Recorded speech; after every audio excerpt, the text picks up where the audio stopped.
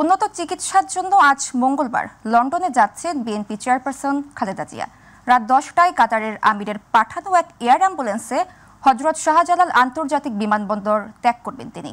কাতারের দোহা হয়ে লন্ডনের হিথ্রো বিমানবন্দরে নামার পর তাকে বিশেষায়িত হাসপাতাল লন্ডন ক্লিনিকে ভর্তি করা হবে। সেখানকার চিকিৎসকরাই তার চিকিৎসার বিষয়ে সব সিদ্ধান্ত নেবেন। আতিকুর রহমান তিতাসের রিপোর্ট। দীর্ঘ সময় পর চিকিৎসার জন্য বিদেশে যাচ্ছেন বিএনপি চেয়ারপারসন খালেদা জিয়া। সবশেষ 2017 সালের জুলাইয়ে তিনি বিদেশ সফর করেছিলেন। ৭৯ বছর বয়সী সাবেক প্রধানমন্ত্রী চিকিৎসকের পরামর্শে আজ রাত 10টায় হযরত শাহজালাল আন্তর্জাতিক বিমানবন্দর থেকে লন্ডনের উদ্দেশ্যে রওনা করবেন। সাবেক প্রধানমন্ত্রীকে বহন করার জন্য এরই মধ্যে কাতার আমিরের পক্ষ থেকে পাঠানো অত্যাধুনিক আইসিইউ সুবিধা সম্পন্ন এয়ার অ্যাম্বুলেন্স ঢাকায় এসে পৌঁছেছে। জানা গেছে, খালেদা জিয়াকে বহনকারী স্পেশাল এয়ার অ্যাম্বুলেন্সটি কাতারের হামাদ আন্তর্জাতিক বিমানবন্দরে বিরতি শেষে লন্ডনের উদ্দেশ্যে যাত্রা করবে। বুধবার বাংলাদেশ সময় সকাল 10টায় যুক্তরাজ্যের হিথ্রো বিমানবন্দরে তাকে বহনকারী এয়ার অ্যাম্বুলেন্সটি অবতরণ করবে। সেখানে তিনি ভিআইপি প্রোটোকল পাবেন। পুরনো ঐতিহ্যবাহী হসপিটাল লন্ডন ক্লিনিকে খালেদা জিয়াকে ভর্তি করা হবে। হিথ্রো ইন্টারন্যাশনাল এয়ারপোর্ট থেকে ওনাকে সরাসরি সেখানে নেওয়া হবে। এই হাসপাতালেই উনি চিকিৎসাধীন থাকবেন। খালেদা জিয়ার সফরসঙ্গী হিসেবে থাকবেন তার ব্যক্তিগত চিকিৎসক হিসেবে দায়িত্ব পালন করে আসা doctor AZM Zahid Hossain, doctor Mohammad Shahabuddin Talukdar, doctor Nuruddin Ahmed ও ডাক্তার মোহাম্মদ আল মামুন। এছাড়া খালেদা জিয়ার সঙ্গে যাবেন তার প্রয়াত ছোট ছেলে আরাফাত রহমান কোকোর স্ত্রী সৈয়দা শর্মিলা রহমান। দলীয় নেতাদের মধ্যে থাকবেন তার উপদেষ্টা মণ্ডলীর সদস্য ডক্টর মোহাম্মদ এনামুল হক চৌধুরী, দলের নির্বাহী কমিটির সদস্য তাবিত আওয়াল, খালেদা জিয়ার একান্ত সচিব ABM আব্দুল সাত্তার, ব্যক্তিগত সহকারী Mohammad Masudur Rahman, protocol officer SM Parvez এবং গৃহকর্মী ফাতিমা বেগম ও রূপা শিকদার। বিএনপি চেয়ারপারসন বেগম খালেদা জিয়া দীর্ঘদিন ধরে লিভার সিরোসিস, হৃদরোগ ও কিডনি সমস্যা সহ নানা জটিলতায় ভুগছেন।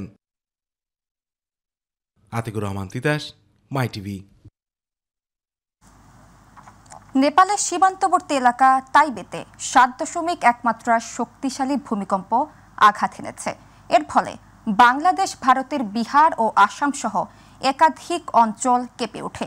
মার্কিন ভূতাত্ত্বিক সংস্থা USGS জানিয়েছে, ভূমিকম্পটির উৎপত্তিস্থল নেপালের লেবুচি থেকে 93 কিলোমিটার উত্তর পশ্চিমে। রিখটার স্কেলে এর মাত্রা ছিল 7.1। ভূপৃষ্ঠ থেকে এর গভীরতা ছিল 10 কিলোমিটার। প্রথমবার ভূমিকম্প অনুভূত হওয়ার পর ওই এলাকায় সংক্ষিপ্ত সময়ের মধ্যে আরও 2টি ভূমিকম্প আঘাত হানে। নেপাল ভূতাত্ত্বিকভাবে ভূমিকম্পন প্রবণ দেশ, কারণ দেশটিতে ভারত ও ইউরোশিয়ার টেকটনিক প্লেটের সংঘর্ষ হয়, ফলে প্রায়শই ভূমিকম্পের ঘটনা ঘটে।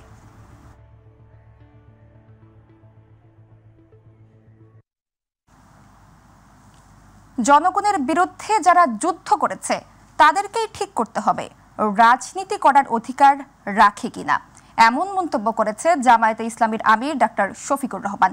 তিনি বলেন, দেশের মানুষ আর অতীতের মতো দুঃসাহস চায় না। সন্ধ্যায় জামায়াতে ইসলামীর মিরপুর পূর্ব থানা আয়োজিত সুধী সমাবেশে তিনি এসব কথা বলেন। এ সময় তিনি বলেন, সামাজিক দায়বদ্ধতা থেকে জামায়াত সবসময় মানুষের পাশে দাঁড়ায়। বৈষম্যহীন বাংলাদেশ গড়তে কাজ করে যাবে বলে তার দল। এই আবু সাইদ থেকে শুরু করে রিয়া পর্যন্ত যারা মারা গেলেন, তারা কি দোষ করেছিল এই সরকারের কাছে? এমনকি এতটা তারা কঠিন হয়ে উঠলেন যে শুধু জমিনের বাহিনীগুলোকেই নয়, আকাশে বাহিনী পাঠিয়ে আকাশ থেকে গুলি করে তারা মানুষ কম করলেন।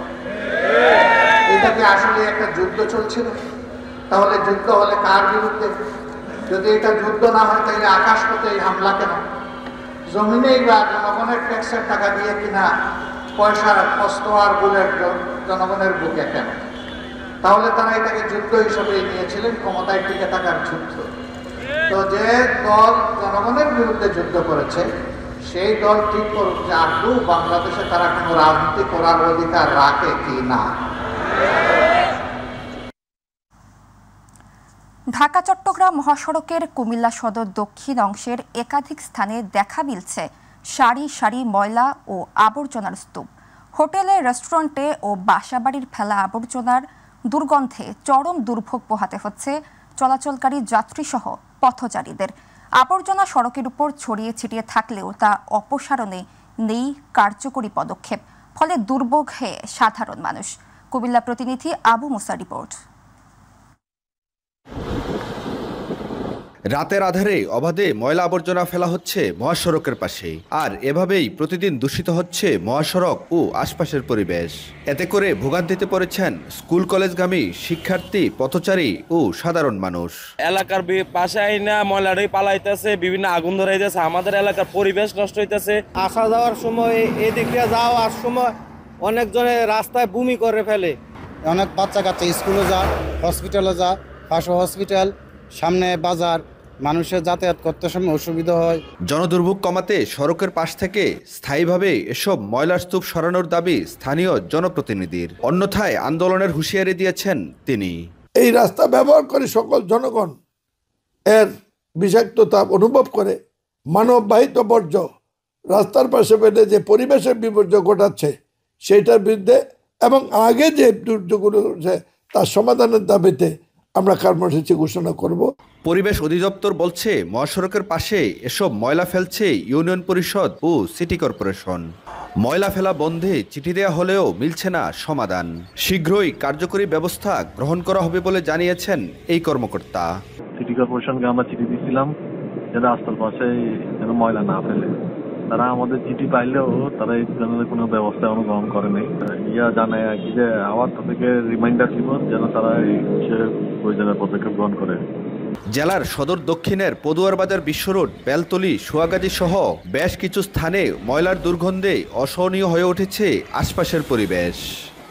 ঢাকা চট্টগ্রাম মহাসড়কের পাশে এভাবেই যত্রতত্র ফেলা হচ্ছে ময়লা আবর্জনা, ফলে দুর্গন্ধে অতিষ্ঠ মহাসড়কে চলাচলকারী যাত্রী, চালক ও পথচারীরা। দুর্গন্ধযুক্ত এই পরিবেশ থেকে পরিত্রাণ চায় সাধারণ মানুষ। আবু মুসা, MyTV, কুমিল্লা। কুষ্টিয়ায় সারের সংকটে বিপাকে পড়েছে জেলার হাজার হাজার কৃষক। দিনের পর দিন বাজারে ঘুরেও মিলছে না চাহিদা মোতাবেক সার, ফলে ফাঁকা পড়ে আছে হাজার হাজার বিঘা জমি। চলতি মৌসুমে ফসল উৎপাদন নিয়ে দেখা দিয়েছে শঙ্কা। কৃষকের চোখে মুখে যেন দুশ্চিন্তার ছাপ। দ্রুত সারের এই সংকট নিরসনের দাবি কৃষকদের। প্রতিনিধি আব্দুর রাজ্জাক বাচ্চুর তথ্যচিত্র আরও জানাচ্ছেন শামস তাবরিজ উচ্ছ্বাস। গত কয়েকদিন ধরে কুষ্টিয়ায় দেখা দিয়েছে ফসফেট, ড্যাপ সহ বিভিন্ন ধরনের বাংলা সারের সংকট। দিনের পর দিন সারের জন্য কৃষকেরা ঘুরছেন দোকানে দোকানে, তবুও মিলছে না চাহিদা মোতাবেক সার। কিছু দোকানে সামান্য কিছু সার মিললেও তা বিক্রি হচ্ছে চড়া দামে। ফলে চলতি মৌসুমে জেলায় ভুট্টা, গম, পেঁয়াজ উৎপাদন নিয়ে দেখা দিয়েছে শঙ্কা। দ্রুতই সারের সংকট নিরসনের দাবি কৃষকের। সার ধরেন এখন আবার এখন এই শস্য মস্য সব সার মার দিচ্ছে, তাই সার আমরা আর কাছে না। এখন ওই মোটা সারটা আসছে তার 35 টাকা 30 টাকা কেজি ধরছে। বাংলা সারটা না পাওয়ার জন্য আমরা চাষিরা খুব ক্ষতিগ্রস্ত হচ্ছে। বাংলা টিএসপি এটা আমাদের সরকারের কাছে অনুরোধ, এই সারটা আমার দরকার। 60 টাকা 55 টাকা কেজি, তাহলে এই সারগুলো আমরা কিভাবে কিনবার, কিভাবে আবাদ করব? বেশি দামে সার বিক্রির অভিযোগ অস্বীকার করে বিক্রেতারা বলছে গত কয়েক মাস ধরে চাহিদা মতো সার পাচ্ছেন না তারাও। ফলে বাজারে বাংলা সারের সংকট দেখা দিয়েছে। বাংলার ওটা আদৌ ক্রাইসিস ছিল, এখনো ওটা ঠিক মতন বরাদ্দ হয় না। আর আমাদের তো বরাদ্দ দেয় না, বরাদ্দ হয় বিসিআইসি ডিলারের কাছে, আমরা সামান্য কিছু মাল পাই। গত 3 মাস ধরে বাংলা এসব সারের বরাদ্দ পাচ্ছেন না কৃষি বিভাগ। তবে পরিস্থিতি সামাল দিতে কৃষকদের বিকল্প সার ব্যবহারের পরামর্শ দিচ্ছে এই কর্মকর্তা। কোনো ডিএপি বা টিএসপি তাতে হচ্ছে যে গুণাগুণ সব সারের মধ্যেই সমান, কাজেই তারা ওইটা ফেসিনেশন বাদ দিয়ে যে কোনো যে আমাদের টিএসপি সারগুলো রয়েছে আমদানি করা, সেই সারগুলো তারা ব্যবহার করতে পারে। জেলায় দ্রুত সারের এই সংকট নিরসন করা না গেলে চলতি মৌসুমে ফসল উৎপাদনের লক্ষ্যমাত্রা পূরণ হবে না বলে মনে করছেন কৃষিবিদরা। শামস তাবরিজ উচ্ছ্বাস, MyTV নিউজ ডেস্ক। সুনামগঞ্জে নদী ভাঙনের কবলে পড়ে বসত ভিটা হারিয়ে সর্বস্ব খুইয়েছে প্রায় 2.5 শতাধিক পরিবার।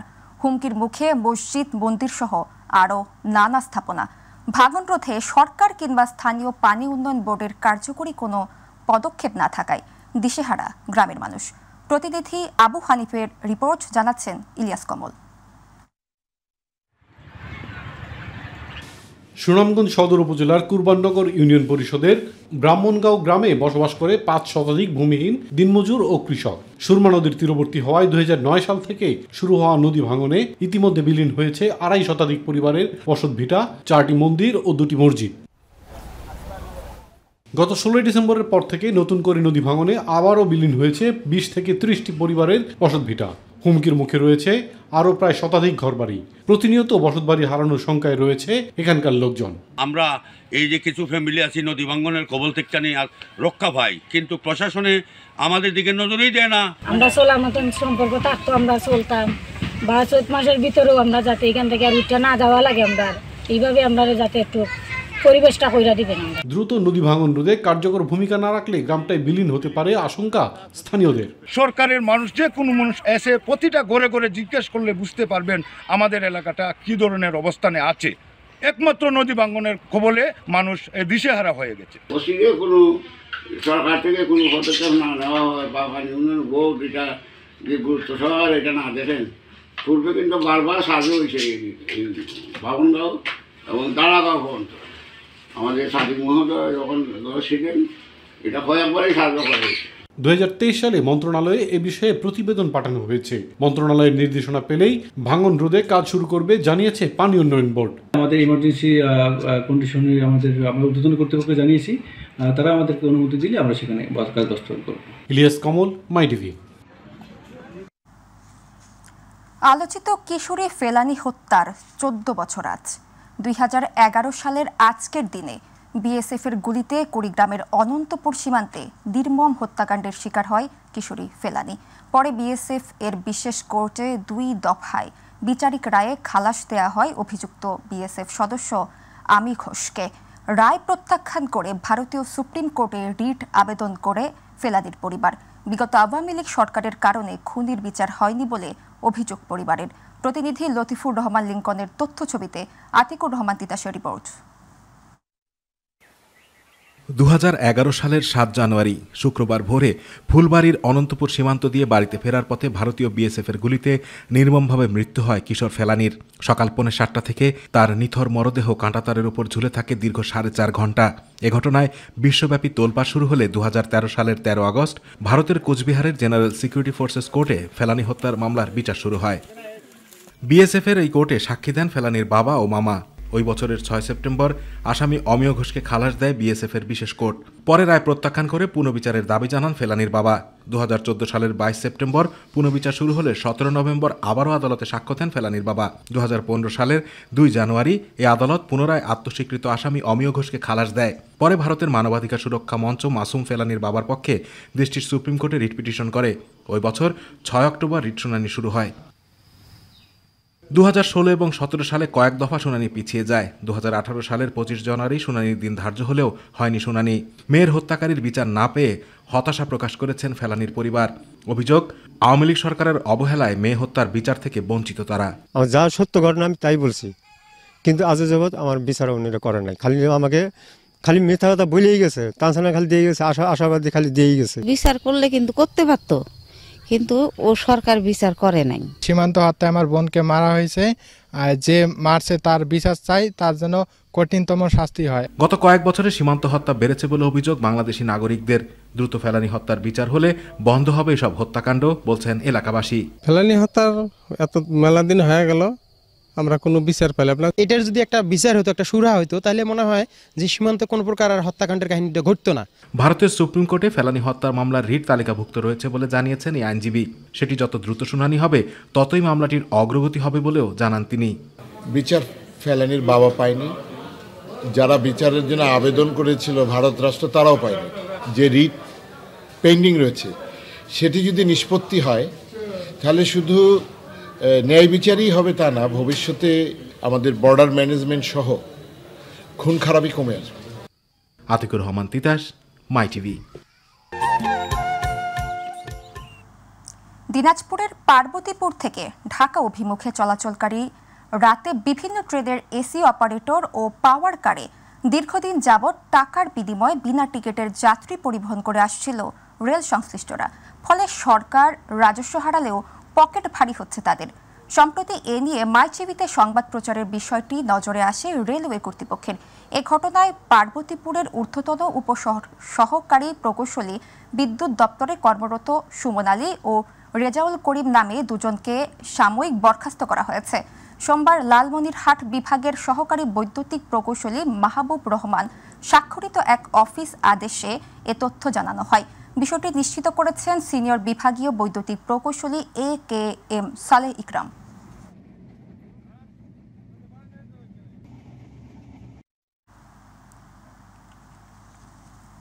আগে সংসদ নির্বাচন, পরে স্থানীয় সরকার সহ কলেজ বিশ্ববিদ্যালয়ের ছাত্র সংসদগুলোর নির্বাচন দিতে হবে। এর বাইরে অন্য কোনো ষড়যন্ত্র হলে ভোটের অধিকার রক্ষায় আবার মাঠে নামতে প্রস্তুত বিএনপি।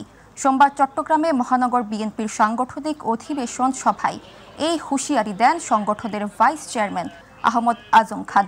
সভায় ভাইস চেয়ারম্যান আব্দুল্লাহ আল নোমান বলেন, দেশে অরাজক পরিস্থিতি চলছে, এটি মোকাবেলায় বিএনপিকে সংগঠিতভাবে আরও সুগঠিত হতে হবে। এই মুহূর্তে জাতীয় ঐক্য বিনষ্ট করতে যারা ষড়যন্ত্র করছে তাদের প্রতিহত করতে হবে।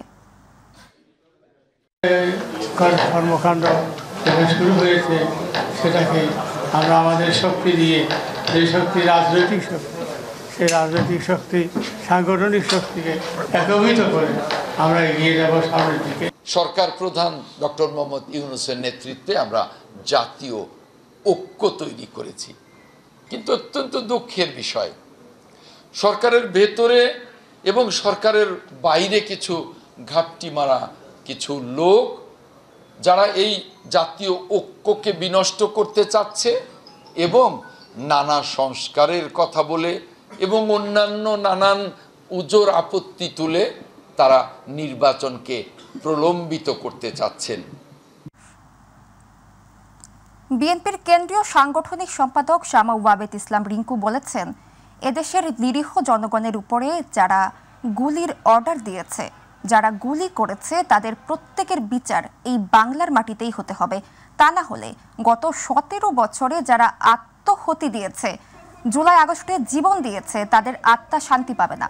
সোমবার ফরিদপুরের নগরকান্দায় জাতীয়তাবাদী ছাত্র দলের ৪৬তম প্রতিষ্ঠা বার্ষিকীর প্রধান অতিথির বক্তব্যে তিনি এসব কথা বলেন।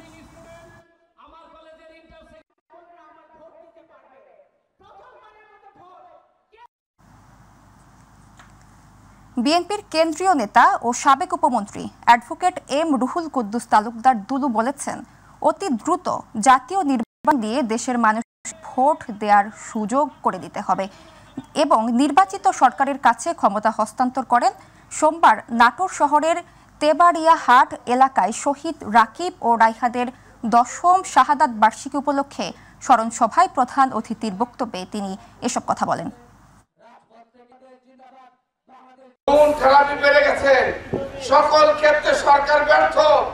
আমি আহ্বান জানাতে চাই, যতক্ষণ পর্যন্ত নির্বাচিত সরকার ক্ষমতা না আসবে ততক্ষণ পর্যন্ত দেশের অবস্থা স্বাভাবিক অবস্থা ফেরত আসবে না।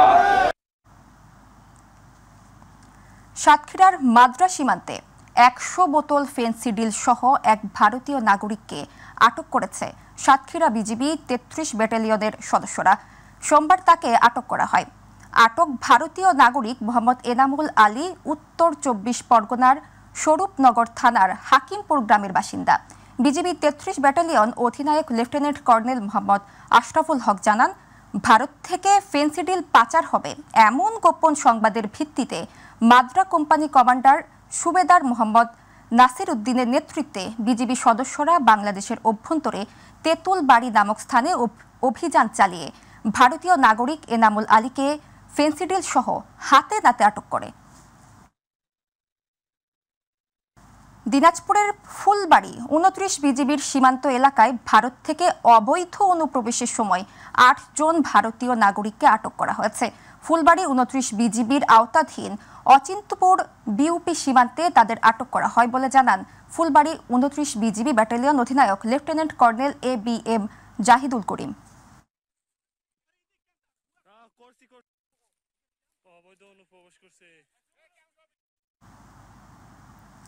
সন্ত্রাস, চাঁদাবাজ, মাদকের বিরুদ্ধে গাজীপুর মহানগর যুবদলের বিক্ষোভ মিছিল অনুষ্ঠিত হয়েছে। মহানগর ছাত্রদলের সাবেক সফল সাধারণ সম্পাদক ও গাজীপুর মহানগর যুবদলের সিনিয়র যুগ্ম আহ্বায়ক SM ইমরান রেজার নেতৃত্বে যুবদলের নেতাকর্মীরা র্যালিতে অংশগ্রহণ করে। পরে র্যালিটি শহরের বিভিন্ন এলাকা প্রদক্ষিণ করে জেলা বিএনপির কার্যালয়ের সামনে এসে শেষ হয়।